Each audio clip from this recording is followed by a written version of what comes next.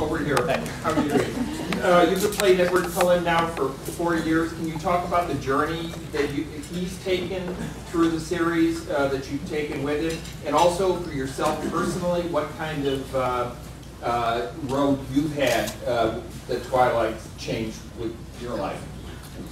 I think in the broadest terms about Edward's journey was, I mean, right from the beginning I just ignored the fact that he was a vampire. I basically ignored the fact that he was 108, except to use for kind of metaphorical purposes.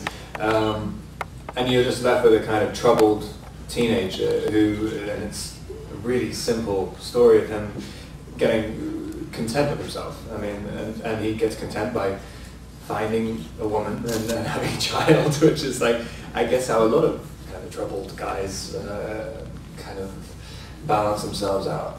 At least that's the hope, anyway. Well, Bill Condon mentioned this idea of the self-loathing that you told him you'd been playing for the first 3 movies, that had never really been presented as a element, you know, in the actual, I guess, plot of the first 3 films.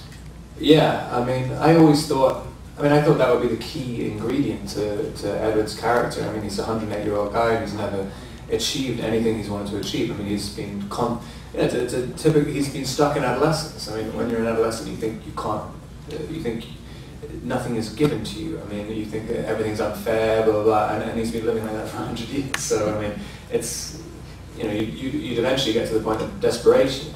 And I guess it wasn't, I mean, it's very difficult to portray that and portray a love story at the same time, unless you want to make a very different movie. I mean, and so I was trying to push for that angle at the same time, but,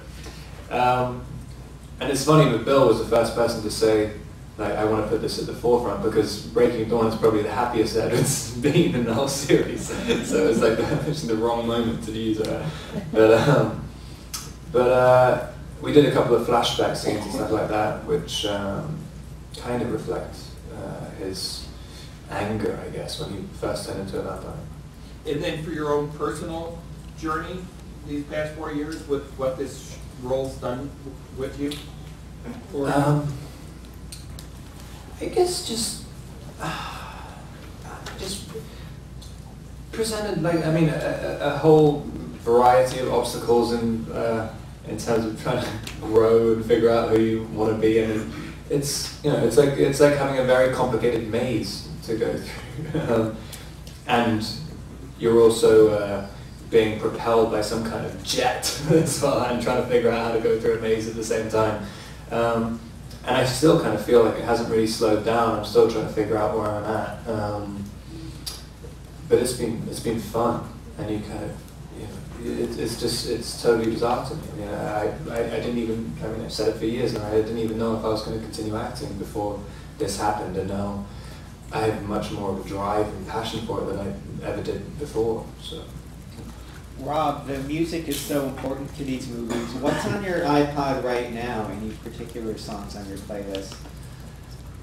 I always sound so pretentious. Please do, get pretentious. Oh man, I hope I can remember some people on that one.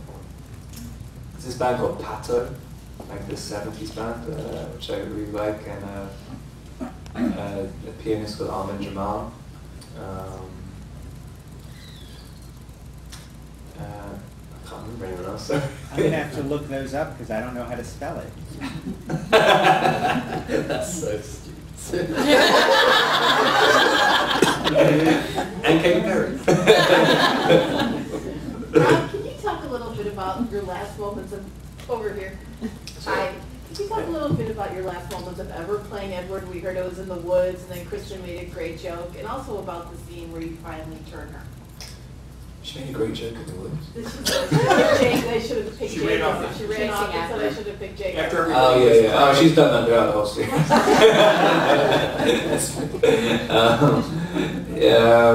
Sorry, what was the second part of the question? And the second part about turning her, and that scene with the baby being born. Yeah, the scene, the birth scene. I mean, I read the script before I read the book on this, and it was the first time I'd done that, and so I read that scene, being kind of astonished that I mean, I knew it was kind of crazy, the story, but I couldn't really believe that it was actually written down when we were going to do it, and it was terrifying going into it. But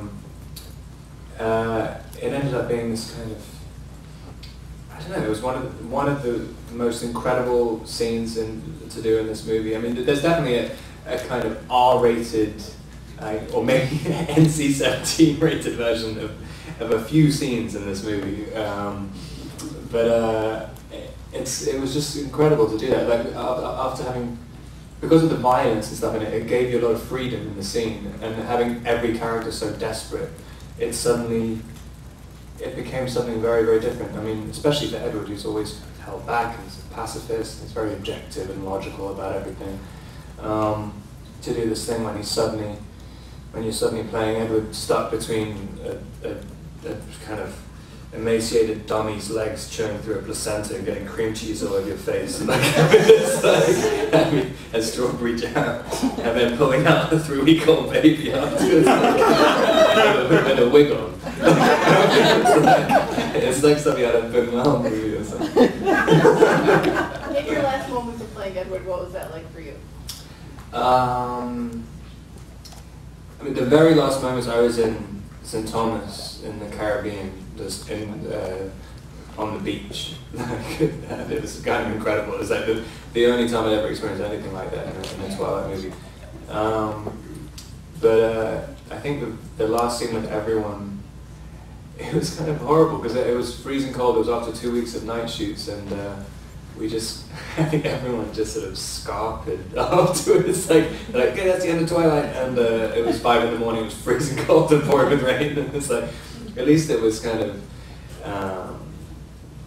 symbolic of how a lot of movies were shot. They're just freezing cold, pouring with rain all the time.